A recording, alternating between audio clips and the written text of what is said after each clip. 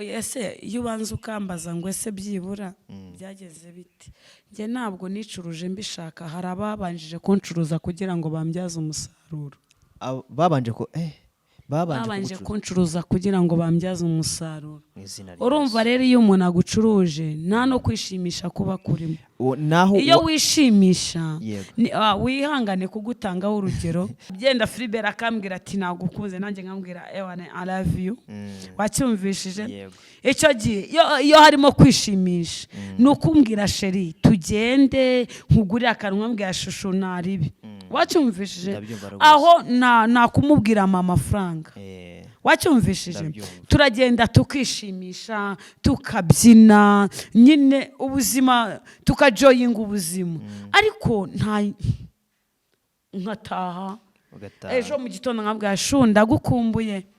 Wacyumvishije? Ariko mu mafaranga iyo ngiye kugura inyanya, ucuruza inyanya dupfana ko njya kumugura inyanya, nta kindi dupfana. Yego. Wacyumvishije? Umugabo ucuruza inyama hano muri karitsiye yacu dupfana ko acuruza inyama. Iyo nabonye abakiriya ndagenda nkamubwira ngo nani plutôt abashyitsi, nkamubwira ngo ufite abashyitsi umbikira ibiri binibi ufite abashyitsi. Urumva ko ari cyo dupfana? Nicyo ngicyo mupfana. Nicyo ngicyo. Rero urumva njyewe ntabwo nari nezerewe. Nukuri abantu bankurikirana kuri channel zitandukanye ntabwo nigeze mbikora binejeje. Nta n'umunsi warimwe. Yesu nawe yangiriye neza, mba naraguyemo kuko nabonye abantu benshi bapfuye, abagiye hanze, njyewe nibigeze no kujya kunyinisha agafilimi. Imana irandengera.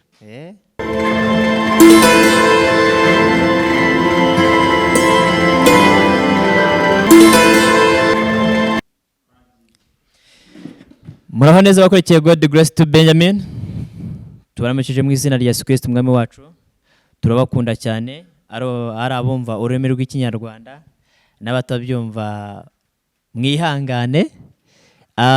Uyu munsi twongeye kugaruka imbere ya kamera God Grace to Benjamin cyangwa se ubuntu bw'Imana kuri Benjamin. Duhaye ikaze abarimo kutureba cyangwa se abarimo kudukurikirana. Uyu munsi wa none twongeye gutumira umukozi w'Imana, ntago ndi bumuvuge ari bwivuge. Tudatinze ndeke kubicisha amatsiko, reka tumwakire. Turakwakiriye. Biriwe neza?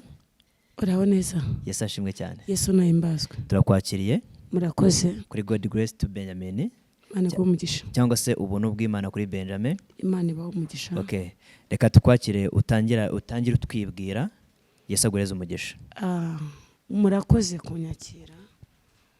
Nitwa Giramata Jeannette. Giramata Jeannette. Yego, ntabwo ndi umukobwa. Ntabwo uri umukobwa. Ariko umugabo nawe uhari. Nawe uhari. Kandi sindi umupfakazi, sinamupfushije ngo menye ngo naramuhambye. Yego.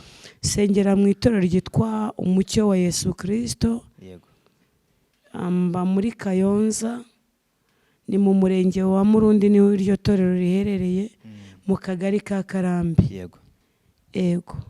Urakoze cyane Giramata Jeannette. Amaje kutwibwira, nanjye kumubaza ngo ni muntu ki, ariko aratubwira ngo ntago ari umukobwa, ntago ari no umugore.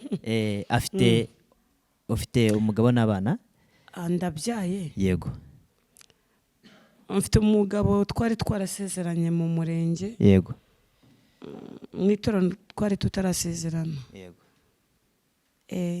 Gusa imyaka 2 irashize n'amezi, sinzi yaba gusa nuko nguko nabibonye uko nguko.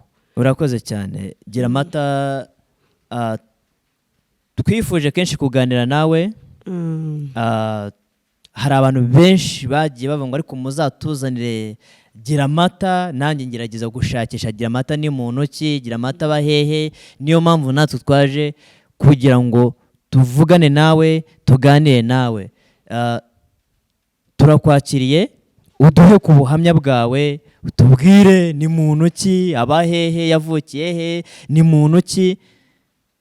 Uhawe ikaze. Murakoze cyane.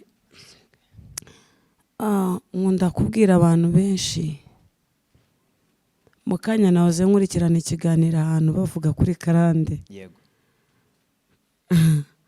Numva byongeye kuntera ikindi kintu nanone mu mutima.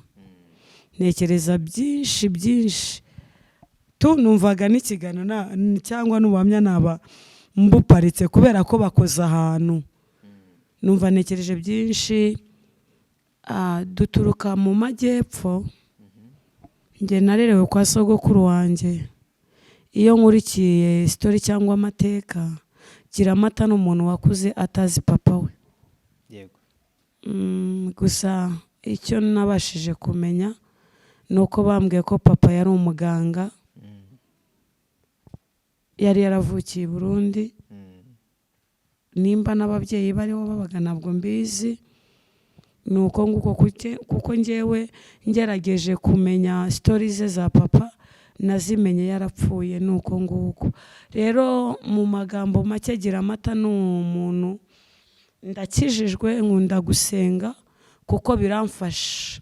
Hari aho Kristo yankuye byari bigoye, byari bikomeye. Nakuriye mu mujyi wa Kigali. Nuko nguko Imana yankuye mu bihe bikomeye bidasanzwe, mu buzima bw'ubusinzi, mu buzima bw'ubusambanyi.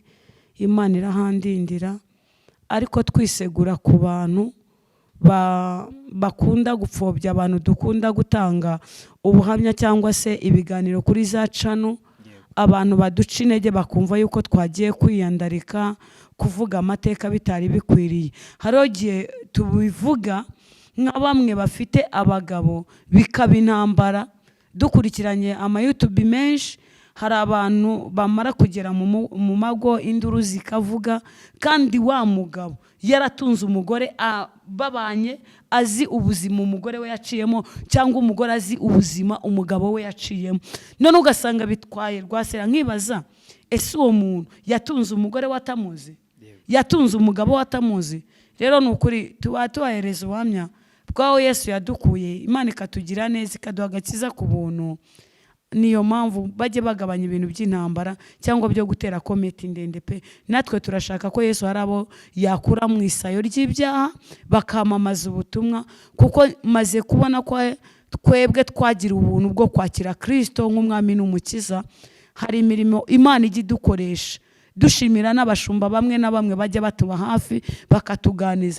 Ntibikuyeho ko hari n'abashumba tujya gusura mu matoro cyangwa tukabana nabaho kugira ngo badushyigikire kugira ngo Imana igomeze dukomeze, ahubwo bakamera nk'abaduhonze inyundo mu mutwe.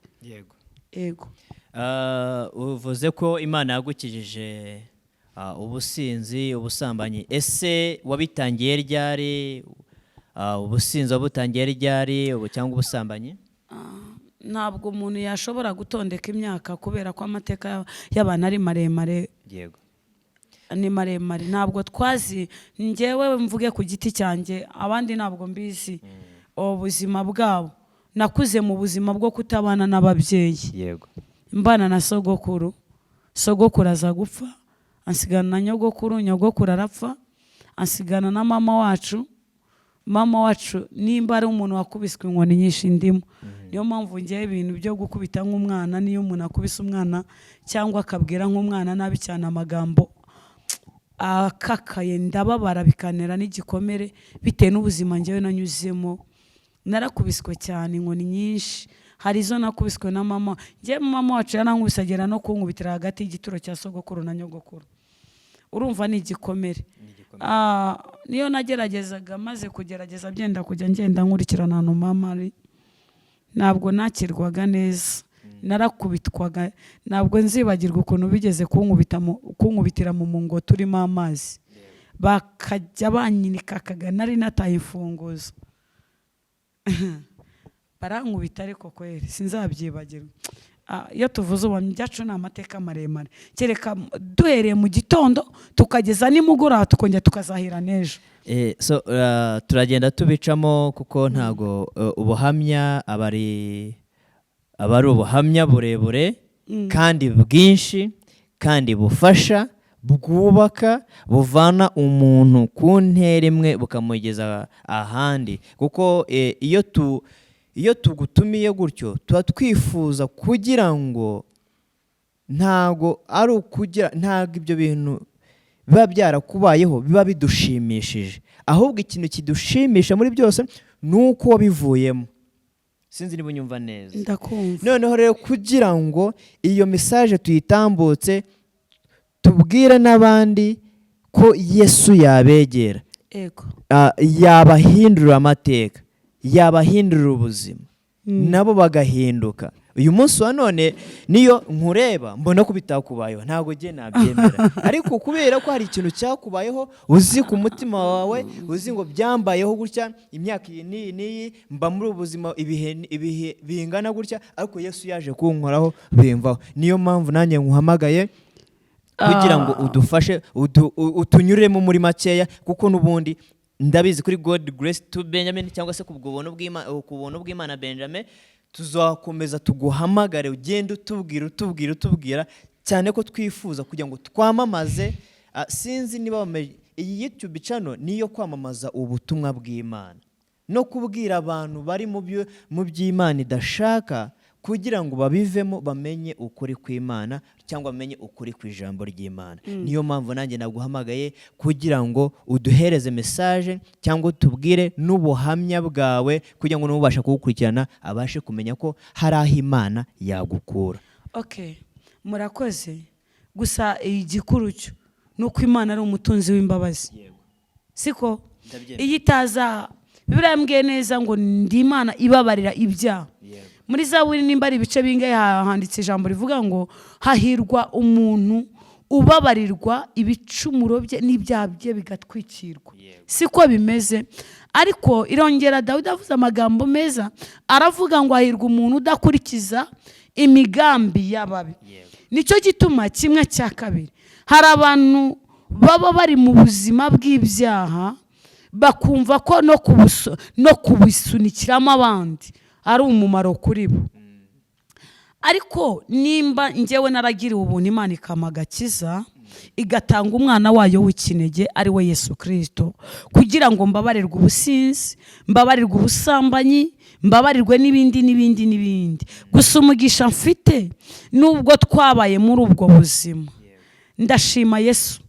Utirura mushima gute? Ndamushima ko nta nigeze nk'ibinini byo gukuramo inda cyangwa wapi naranabitinyaga. Cya kabiri, ndashima Kristo ko nta muntu wigeze agwa mu maboko yanjye, sinigeze numva natera icyo bita ngo ni haramu. Twabyitaga iharamu, ngo nagutera iharamu buri muntu wese akakwa. Iharamu ni iki? Iharamu ni igikomere. Ni igikomere. Nk'uko nafata umuntu cyangwa ugafata umuntu ukamukubita ukamukomeretsa ukangiza nka skini ye, isura, mu maso. Urabona abantu b'abasore bagiye gutereta bahera mu maso.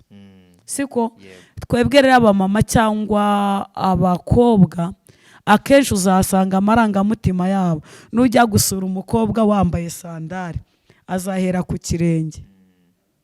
Ego rero ibyo byo mbishima Imana. Rero Giramata tuvuze mu magambo makeya, nabaye mu Kajagari ka Kanombe musi y'ikigo cya gisirikare, niho nabaye imyaka myinshi. Ndi mu Kanja ku Kacyiru mbere ya Roi Faisal. Aho hantu niho hantu twakoreye ako kazi. Buriya baravuga ngo uyu muntu mu kintu akora n'umujuro yagiye ko baravuga ngo ngiye mu kazi. Ntabwo nabibayemo mbikunze, kuko bwari ubuzima butari bunyoroheye. N'inzoga ntabwo nigeze nzinywa ngo nkaze nkubitane ndare muri ruhurura, oya nambara ubusa mu muhanda, oya sinigeze nambara ubusa ngo nambare ubwambara busa bya bindi byo suko nari nteye nabi, suko nari mfite amaguru mabi, oya ni ibintu namye ntinya kuvana kera. Rero reka nkubwire nta cyiza cy'icyaha. Umuririmbyi yaravuze ngo ihane tuzabaneyo, ngo nta nyungu y'icyaha. Ahubwo mba mbabazwa cyane n'abantu twitwa ko turi mu nsengero, ugasanga umuntu arasambana, arasinda, arakora ibintu ewana birutwa nuko umuntu yakwisohokera n'ubundi tukongera tukabikora ku mugaragaro, kuko n'ubundi nawe uba warabikwirukanyemo. biruta rero ko umuririmbyi yaravuze ngo ntibikabeho gukeza abami babiri ngo niba dukorera Imana nimureke twerure. Njyewe rero nahisemo nk'uko tweruye ku mugaragaro cyagiye dusambana, niyo mpamvu twahisemo Yesu atugiriye ubuntu aduhaye agakiza, turavuga ngo reka tumukorere, atugirira neza. Njye nubwo nari ndi muri ibyo byaha ntabwo Imana yarekaga kumvugisha, yaramvugishaga n'ukuri kuko bwite bigeze bavuga ku kiganiro ze nkurikirana nawe seka cyane, baravuga ngo ariho karande nziza ariho na karande mbi. Sininya kuvuga ko mu muryango wacu amakuru nakurikiranye cyane kuba nabashije kumenya n'abantu bakunze kuvukana impano. Njye natangiye kuvugishwa n'Imana mfite imyaka 5, ariko ibyo ntibikuyeho ko karande ikurura umuntu imujyana mu byaha ibidahari, irahari cyane. Wacyumvishije? None cyangwa ko iwabo wa mama bagiye bashaka umugabo urenze umwe, ni ibibazo mbega ni ibibazo pe, ni ibibazo rwose. Rero narakijijwe, nakira Yesu nkumwami numukiza. Nta mupasiteri wambwirije, nta muhanuzi wansengeye, nta byenda birashoboka ko bansengeraga byenda bandebaga bakababara, ntabwo mbizi, simbizi pe, kuko kuza ngo umbwire ngo Imana, kuko njyewe isaha n'isaha naricaraga nkumva ijwi rimbwira ngo uzankorera. Imana ni umutunzi w'imbabazi Benjamin we. So narakijijwe rero, nakira Yesu nk'umwami n'umukiza, angirira neza. Itorero nasengeyemo cyane bifatika ni itorero bita Living Word Kanombe. Naribayemo icyo gihe hari hayobowe na Emma na Karemera, n'ubu ngira ngo Karemera yabaye bishop. Barandera nigisha Sunday school. Ahandi najyaga gutembera nyine nk'uko umuntu ajya gutembera, nkigira muri ADPR Kamashashi Kanombe. Ariko numvaga umuhamagaro wanjye atari wo muri ADPR, nayo nayibayemo ariko sinayibayemo cyane kuko umwuka yambwiraga ko atari wo muhamagaro wanjye. Mvamo njya muri deliverance kwa byabaga bitsiye, ariko Mana nuko nguko nyine ndakomeza. Nuko urakomeza ariko nibikuyeho ko nubwo nasengaga yuko nagendaga kwiterera balance. Ibyo ngibyo noneho nibyo dukeneye. Ibyo noneho ubivuze neza ati ntibyabuzaga kugenda niterera balance. Noneho turashaka kugira ngo utubwire neza nyirizina ibikorwa bitangiye ryari, ubusinzi wabukoze ryari, n'igihe cy'ubusambanyi cyatangiye ryari, wabivuyemo.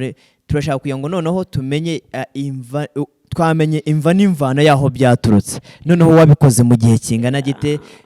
Ubikora watubwe ngo wabaye Kanombe uvamo ujya gutura Kaciro. Noneho byagenze bite? Icyo nicyo dushaka kugira ngo tumenye, kuko niba dushaka kugira ngo abantu bamenye none tubijyamo cyane biradutwara umwanya munini kandi ari y'izindi gahunda. Ubwo ubuhamya tuzabushakira umunsi wose. Twicare n'abantu bashaka gutera comment bazazitere. Ariko ushatse wababwiramo duke, wababwiramo bike, ahubwo ukagira n'ibindi yaje kunkura ku matongo y'iwabo wa mama. Nasengeraga icyo gihe ndi kwa mama, iwabo wa mama nasengeraga muri Anglikani. Ahantu muri za Gishamvu kera, ubu ngo habaye nimbara akarere kawe simbyibuka ntabwo mbizi, aho bita mu murenge wa Mukura, niho mama wanjye avuka. Icyo gihe none nasengeraga, tugiye mu biterane i Butare mu mujyi hariya kuri Eyeri. Tuhura n'umusaza arankunda, numbaza icyo yari yankundiye ntabwo mbizi kuko nawe yari yaravuye ibunda. Ahubwo ikibazo mfite ubu ngubu ni iki ngiki, sinzi ikintu cyatumye uriya musaza agomeza kunkurikirana cyane, apfa ntamubajije ibibazo, ahubwo nari maze gusobanukirwa ibintu byinshi. Yifuza ko najya kubana n'abana b'i Kigali, aranjyana mvana kwa aho nabaga na mama wacu, tuzi Kigali i Kanombe nyine, nkora akazi ko mu rugo na ubuzima bwatangiriye ku mwaka ntabwo nkwibuka neza rwose mbabarire. Urakoze cyane. Wakijijwe gute? Nakubwiye ko njye nta muntu wambwirije ubutumwa. Yari kunkura nyine nabaye muri ubwo buzima. Nkora akazi ko mu rugo. Niwe wantumye reka nzi kwihere n'abandi babyumva nta bwoba nta n'isoni. Maze iminsi nubanga buriya ngo nukubona ngo umuntu ngo mubwiriza ngo mugira ibiki uvuze ko nyirugo yapfuye ntabwo ari wuba wamwishe. Ntabwo ari wamwishe. Nimba abantu batinye kubivuga bagatinye kwerura ko basambanye bagatinye kwerura ko baroze umugisha mfite sinigeze mvukira mu miryango iroga. Niwo mugisha mfite wa mbere. Rero kuvuga ngo mama we yashatse abagabo papa we yashatse abagabo undi mugisha mfite nuko mama wanjye yakiriye Yesu nkumwami numukiza kandi biturutse kuri njyewe. Rero nushaka niyo twahura ukanseka ibyo birakureba. Urwanjye nararumaze ndimo ndingingira abantu bose kuba bakwegera Kristo bakava mu byaha no kugira ngo abana twabyaye cyangwa turimo tubyara batazinjira muri ibyo bintu kuko nta mumaro wabyo.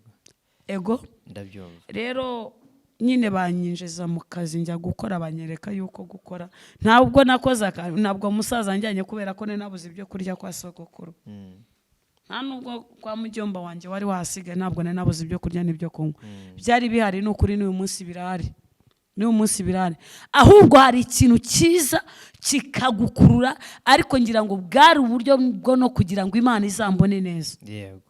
Ego birashoboka yuko niyo nza kwinjira mu rugo rwiza rufatika ruhamye rurimo buri kimwe cyose dore ko nari n'umwana unakundwa cyane ntabwo byashoboka ko Yesu atari kumbona neza nk'uko bikwiriye. Wacyumvishije? Nacyumvise. Rero nabaye muri ibyo ngibyo. Twarabyinnye twaryamye ku bitanda byiza twariye neza ntabwo ngiye kunywa nari narabigize umwuga cyane. Nanywaga Ariko nibyo nanywaga Ariko numva icyaka kije cyangwa umuntu ambwiye ngo ngwino nkugurire kandi nabwo sinarenzaga ikirahure cyangwa ikirahure n'igice. Oya ntabwo nabirenzaga rwose kuko nagiraga ijwi riba muri njyewe rigakunda kunyaha cyane. Yego. Ikibazo nakubaza muri ibyo byose ese wagiye ibyo byose wabikoze wicuruza cyangwa wabikoze wishimisha? Ubwo se aho hari ukwishimisha kuba iyo wishimisha ese iyo ubanza ukambaza ngo ese byibura byageze bite. Njye ntabwo nicuruje mbishaka. Hari ababanjije kuncuruza kugira ngo bambyaze umusaruro. Babanje kuncuruza kugira ngo bambyaze umusaruro. Urumva rero iyo umuntu agucuruje nta no kwishimisha kuba kurimo. Iyo wishimisha wihangane kugutangaho urugero cyangwa byenda bishobora kugutera ikibazo kubera ko turi gukora na kino kiganiro. Kanitangira urugero kuri kameramani sindi bumuvuge mu izina. Ushobora kuvuga okay reka byenda mwite Fribert. Kameramani mwite Fribert. Ntawe uri kumureba. Nawe umubona niba namubona byenda mu bindi abazamubona atitwa Fribert. Byenda nkavuga byenda Fribert akambwira ati nagukuze nanjye nkambwira I love you. Wacyumvishije? Icyo gihe iyo harimo kwishimisha nukumbwira sheri tugende nkugurira akanwa mbwira shushu naribi. Wacyumvishije? Aho nakumubwira mama amafaranga. Wacyumvishije? Turagenda tukishimisha tukabyina nyine ubuzima tukajoyinga ubuzima ariko nkataha ejo mu gitondo nkabwira shunda gukumbuye. Wacyumvishije? Ariko mu mafaranga iyo ngiye kugura inyanya ucuruza inyanya dupfana ko njya kumugura inyanya nta kindi dupfana. Wacyumvishije? Umugabo ucuruza inyama hano muri karitsiye yacu dupfana ko acuruza inyama. Iyo nabonye abakiriya ndagenda nkamubwira ngo nani plutôt abashyitsi nkamubwira ngo ufite abashyitsi umbikira ibiri binibi ufite abashyitsi. Urumva ko ari cyo dupfana? Nicyo ngicyo mupfana. Rero urumva njyewe ntabwo nari nezerewe. Nukuri abantu bankurikirana kuri channel zitandukanye ntabwo nigeze mbikora binejeje nta n'umunsi warimwe.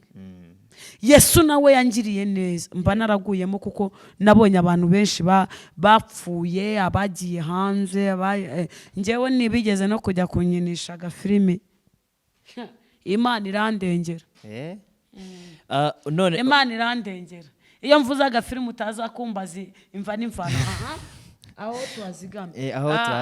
Ariko abo bajyanye bose ngira ngo hasigaye abantu 3. Ariko Yesu ngiye waransanga twicaye arambwira ngo ni ngiye Uwiteka wakubitsa hanga, ntabwo nshaka kujya ku kibuga cy'indege. Aranyisangira icyo gihe nari ndimo kunywa fanta ya orange, icyo gihe banayindogeramo maze kubahakanira bahita banandogera muri iyo fanta. Ndaba ijwi ransangira ngo ntabwo nshaka, nujya ku kibuga uragwayo kandi ibyo ugiyemo nta mumaro biri bukugirire. Ndababwira ngo ibyo naringiyemo ntabwo bigishobotse, bambaza uko bigenze. Barambwira ngo nimba ari n'amafaranga yose wifuza turayagwa. Ndababwira ngo ntabwo bikunze nta nubwo bishoboka. Ndababwira ngo umwuka uri muri njyewe urambujije. Bandogera muri fanta, ijwi ransanga arambwira ngo barakuroza, ariko mwana wanjye nubwo uri muri ibi ngibi ndakuzi ndagusobanukiwe, hari umunsi uzamamaza gukomera kwanjye. Nahise mpaguruka ndataha.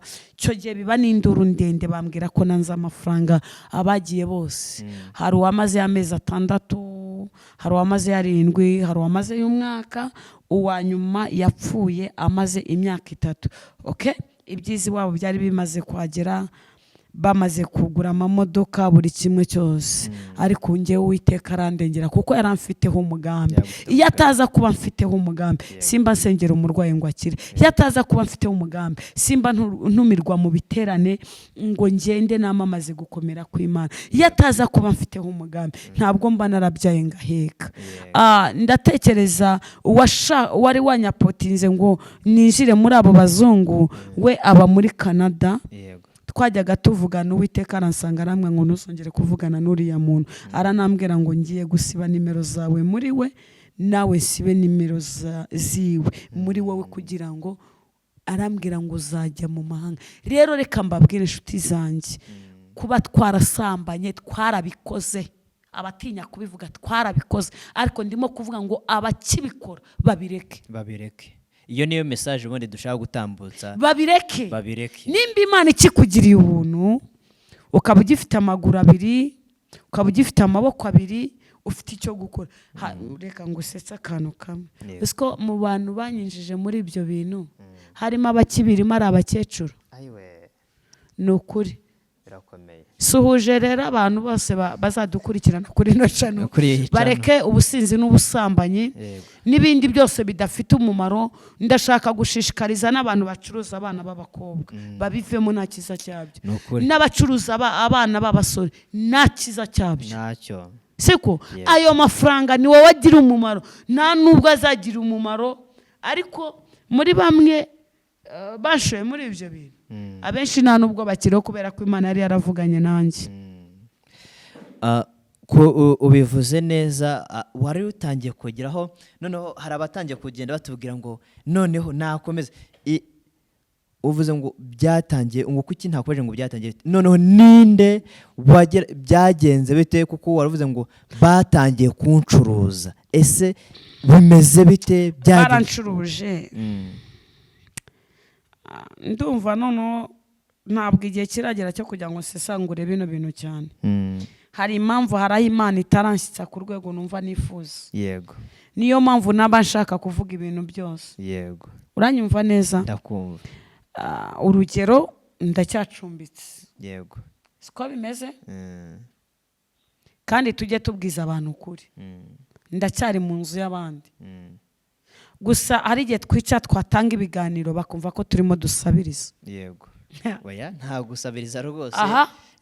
Nimba nyiri mu nzu y'abandi rero, nubwo tuvuga gukomera kw'Imana, dutegereje Imana yongera gukomera kwe ku buzima bwacu, yerekane ko ari Imana ikora. Tuve mu makode mu mazu y'abandi, kuko njye nimba ari ibintu maze guhaga agasuzuguro k'abantu tubera mu mazu. Ubushize abantu babaye itangiro ryo kugira ngo senye urugo, banyeretse ko bankunze. Twatangiye tubishyura, bageze ati murekeraho muzaye muretse kongera kutwishyura ati turabashakaho umugisha batanga n'akazi ku mugabo urimo kunyumva ndakumva rwose twebwe tukishyura ubukode nta kibazo nari mfitanye n'umugabo wanjye niba shaka bajye babikurikirana babyumve cyane kabone niyo polisi yahagarana nabivuga ku mugaragaro kuko ni ibintu byabaye ku mugaragaro uranyumva neza ndakumva ubwo twabivuze mu ncamake kubera hari izindi gahunda yego noneho bamuha akazi nimba ngo arako guhinga inyanya bivaho bamuha akazi ko gucuruza amahene yego bivaho bamuha akazi ko gukora mu kabari yego n'utuzi dutatu dutandukanye nta kiza nabibonye byakuyemo kuntorongereza umugabo yego wacyumvishije nacyumvise mbivumbuye ntangiye kubaza sheri kuri umukristo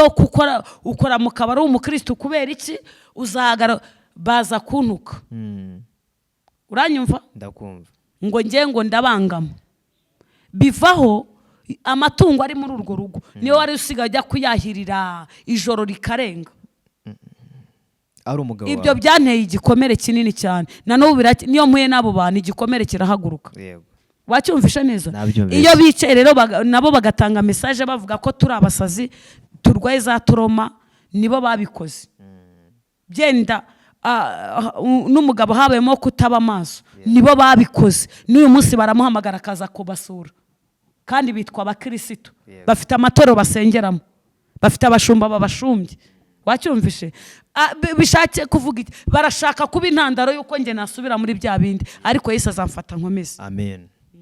Okay, urakoze cyane turimo kugera tugana ariko dusa naho tugana ku musozo iyi ni God Grace to Benjamin cyangwa se ubuntu bw'Imana kuri Benjamin mukomeze mukande subscribe mukande kuri ako kazogera kugira ngo nitujya dutambutse ibiganiro mujye mubibona mukande like comment share kandi Yesu arakomeza kohereza umugisha turacyari kumwe n'umukozi w'Imana Giramata ko tugiye kugana ku musozo reka ngere mu mwanya w'ibibazo cyangwa se wenda mubaze bibiri cyangwa mubaze kimwe kugira ngo n'izindi gahunda zikomeze afite gahunda nyinshi hari aho bamukeneye cyangwa hari n'ibindi bakeneye kujya gukora ariko ntabwo ibi ari byo twakirwamo buri munsi ariko kamubaze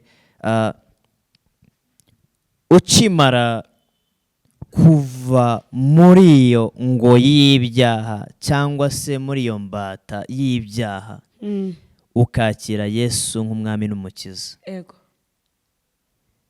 ni irihe tandukaniro wamaje kubona ese niki nubwo ni ikibazo gifite wenda nka bibiri ese niki kintu ushobora gukora kugira ngo utazasubira muri bya bindi itandukaniro rirahari yego iryo ni icyambere yego nimba byenda iyo umaze kwakira Yesu nkumwami numukiza yego intambara ziba nyinshi ziba nyinshi yego utakubonaga nk'ikigoryi akubonamo nk'ikigoryi na n'uyu munsi baracyatwita abasazi yego nimba byenda urugero narafataga naragezaga nka weekend mfite no gusa nubwo nakoraga ibyo ngibyo nge nageragezaga kuba mu matsinda no gushaka ibintu narifite nakozeho n'akabari ariko mfitemo umukozi nkacuruza n'ibyo kurya cyane cyane imboga rero itandukaniro rirahari kubera ko nagiriwe ubuntu ubuntu bwa mbere nagiriwe ni ukunyurwa nabonaga amafaranga menshi sinyurwe ariko ubu ngubu nshobora kumara n'amezi 3 ntafite n'ibihumbi 10 naba mfite 5 nkabijera kandi bigakunda umwana akarya nkisiga simbura umunyu simbure n'amavuta yo kwisiga ubwo nabonaga ibihumbi 100 singira ikintu na kimwe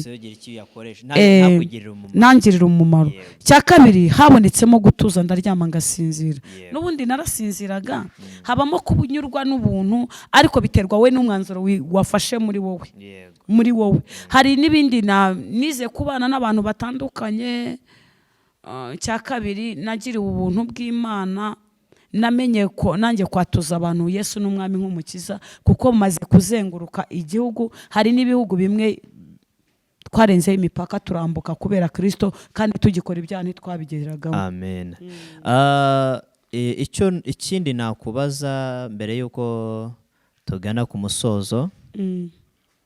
Ibyo byose Imana yarabikoze kandi ikomeje kugenda iguhindurira amateka, ari ubuzima bwawe bwarahindutse.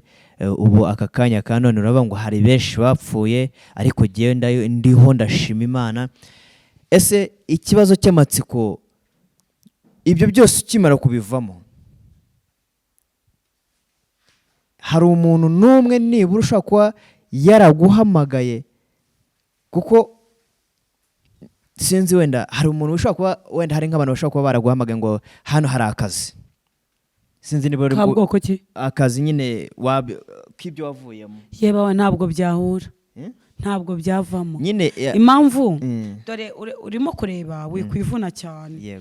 Ubu ni ubuhamya. Amaze nubwo nabaga muri ibyo bari babizi ko nkunda no gusenga, nakundaga kugira mu iteraniro. Izo karitsiye twabayemo cyangwa se nabayemo, hari abajya bampamagara twabanye muri ubwo buzima, bakambwira ati ngwino dusengere. Kandi bamwe batangiye kuyoboka inzira y'Imana, bamwe basengera muri ADPR, abandi bajya muri za Anglikani, abandi bajya mu macaci. Iyo bakubiswe n'ikibazo bahita bampamagara bakambwira ati tubabarire udusengere nk'umukozi w'Imana, tugasenga Imana igakora imirimo. Nkagenda bakanyakira bakambwira ati Imana kugire neza. Nabo mu matoro y'Abadiventiste bari banze bose bagenda bantangira ubuhamya. Nuko nguko. So iyi ni God Grace to Benjamin. Uyu yari umukozi w'Imana Giramata, twahamagaye kuri God Grace to Benjamin kugira ngo atuganirize, aduhe ubuhamya bwe. Urakoze cyane, ndagushimiye. Nanjye ndabashimiye. Yego. Ariko reka dusoze tuvuga gutya yuko abantu kwakira Yesu n'ubuntu. Nta mafaranga n'ukuri. Nibyo nagiye kukubaza ngo niyihe, kuko ijambo ryarambwiye ngo abamwemera yego bakemera izina rye. Yego. Nabo yahamagaye harimo ba pastor Sabiti, ba Bishop Dia n'abandi benshi. N'ukuri Mana yo mwijuru mu mucyo wa Yesu Kristo, dore ko dufiteho n'igiterane muri iyi minsi. Hari abakozi b'Imana batandukanye. Ewana n'ukuri Imana ibakomereza amaboko. Arega mubo yakozeho nanjye Yesu yankoze. Imana ishimwe cyane. Mbashishikarije rero no kujya babakurikirana abo bantu kuri Dia Wacu TV no ku macana atandukanye. Umukozi w'Imana Fred na Hakizimana Dia. Ewana ego mu bigani abakozi b'Imana nuba nkunda kandi bavuga ibintu nkumva. Ewana hari aho mvuye, hari naho ngiye. So natwe Imana igomeje kudukoresha imirimo n'ibitangaza. Reka rona babwiraga ngo ndabakunda, namwe mwakoze kunumira. Reka dusoze dusenga. Ariko suza Bishop wanjye Hakizimana Dia, Pastor Fred, umugabo nkunda cyane. Nivuga ngo umugabo nkunda cyane batagira ngo nuwanjye. Afite umudamu n'abana. Mama Bera ndamusuje nawe mu izina rya Yesu, ni n'umuyobozi wanjye muri Oshptim. Yego. Suza na kameramani Mungu tuje cyane Tom. Urimo kumva? Rero ubwo tugiye gusenga Imana, muzadusure kuri Brilliant Ministries. Dushishikariza n'abantu bafite abana bashaka gutangira amashuri ku Ndahirwa Brilliant Academy. Indahirwa Brilliant Academy. Imana yatugiriye neza rero. Abo ni abagabo b'Imana rwose basenga bigakunda na Benjamin. Imana yo mwiwe turabavuga butumwa mu mucyo wa Yesu Kristo. Dufite abashumba beza basize amavuta, bakunda abantu, bakira abantu. Abadukurikirana muri Kayonza, Gatsibo, Nyagatare, Kirehe, mu gihugu hose no kumbiri z'igihugu. Turabishimiye kandi turabakunda. Muzagaruke mukurikire, muzagomeze mudukurikirane, tuzagomeza tubahereza ubuhamya bw'ukuntu twanabyaye abandi barimo babyara ibikoko. Nukuri ngo njye nabyaye umwana wanjye ari umugore wabyaye amabafu 8 y'urubura. Yesu we Nazareth. Reka rero dusenge Imana. Reka dusenge Imana. Reka tukwakire n'ubundi ukomeze kuturagiza Imana. Amazina ni yayandi Giramata Jeannette.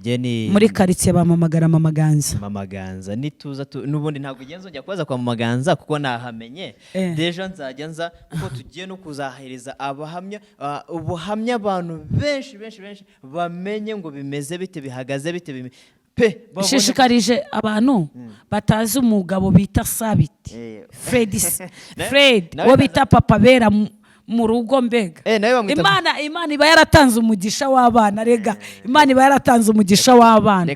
Uyu mugabo ndamubashishikarije muzaze mu mwumve na Pastor Dia Bishop.